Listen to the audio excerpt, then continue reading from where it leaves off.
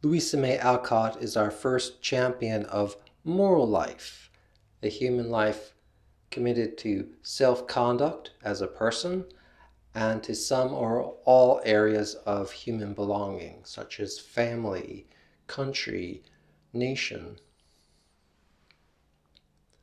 Louisa May Alcott provides 3 specific proposals in Hospital Sketches. Let's talk about her 3 proposals. First, shared life. Second, serving persons in need. And third, life experiences, or the idea that the worth of a life is composed of its experiences. First, shared life. At the start of Hospital Sketches, Louisa May Alcott shows herself deliberating with her family and neighbor about how to make an improvement in her life. She feels, on the one hand, a responsibility to pursue her own life, and at the same time, she seeks help from her family and gains permission from her mother to go to Georgetown. As Louisa May travels to Georgetown, she encounters setbacks, and when she encounters setbacks, she finds help from family members or from strangers who help direct her and guide her. In short, for Louisa May, pursuing one's life must involve some kind of assistance or relationship with other persons in order to make any steps forward. This may be in part because Louisa May is a 19th century woman, and 19th century women in many ways would have been hindered from pursuing their own life, especially in the public. However, I think it's also true for Louisa May Alcott that all human beings are in some way vulnerable at some times in their life, or perhaps throughout all of their life. We are vulnerable beings in many senses, psychologically, physically. When we encounter setbacks in pursuing some of our goals, we're vulnerable beings. So for Louisa May Alcott, other people, relationships with other people, are an important way of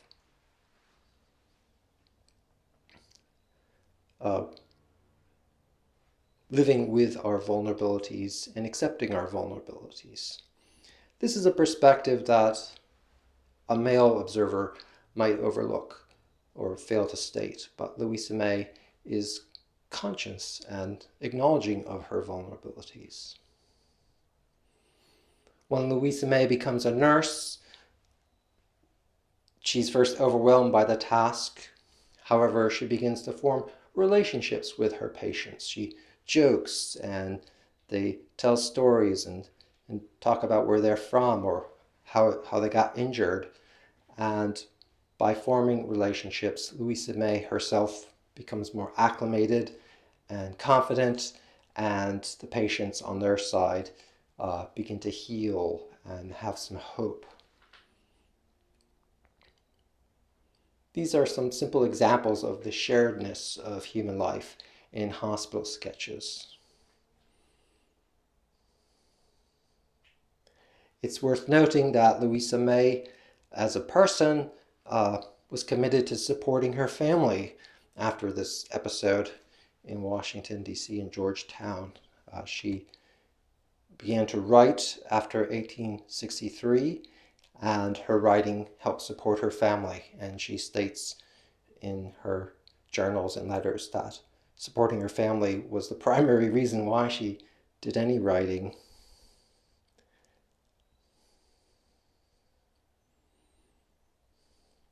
There are, I think, different degrees to which we might share a life with others. For example, when we live in a city or town, we live with neighbors, and we don't perhaps talk to our neighbors or have goals with our neighbors, but we live near our neighbors and in coincidence with our neighbors. So large parts of our life, we live in a kind of unintended sharedness, which is perhaps not significant, but perhaps it could be significant. A step above that is like ordinary life sharing. Two persons sharing a living together, eating and earning money and having a home, or perhaps two persons even sharing life goals together. They're raising of children, or they're keeping a career together. For example, a married couple might share life goals together. And then there's the examples that Louisa May provides. One person assisting another person in the pursuit of his or her life goals. So we can call that ordinary life sharing. And then finally, extraordinary life sharing.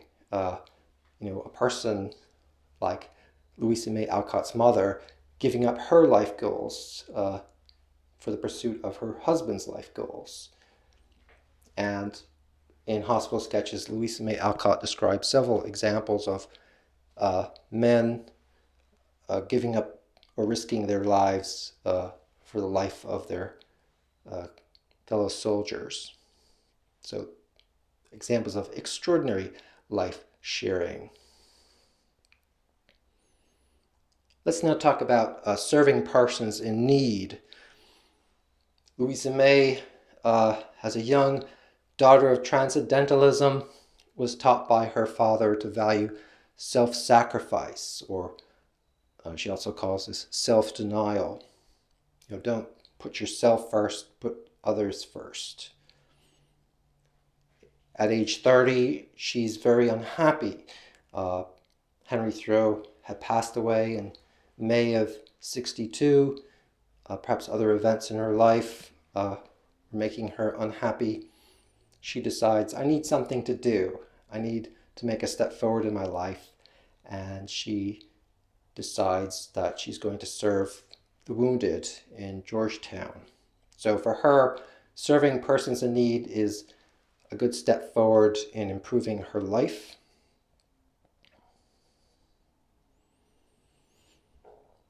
On page 60, she justifies her decision, and she gives several reasons why serving persons in need was a good decision. She mentions that her character was improved by this experience. She became more courageous. She used her faith. She exercised some hope.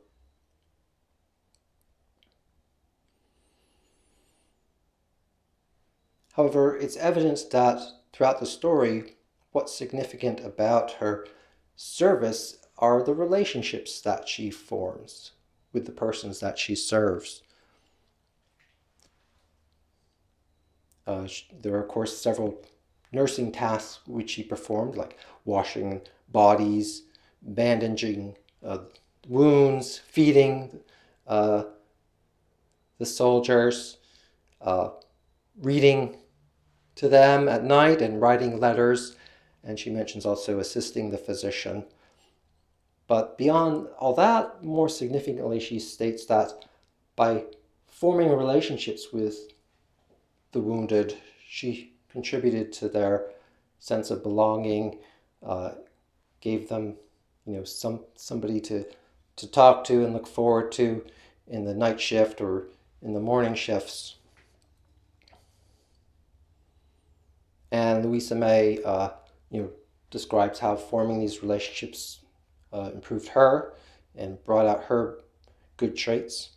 She says that she was like a mother to her patients, or a parent to her patients. And in the case of the blacksmith from Virginia, in chapter 4, Louisa May assumes the role of a sweetheart in stewarding the soldier to the very end of his life.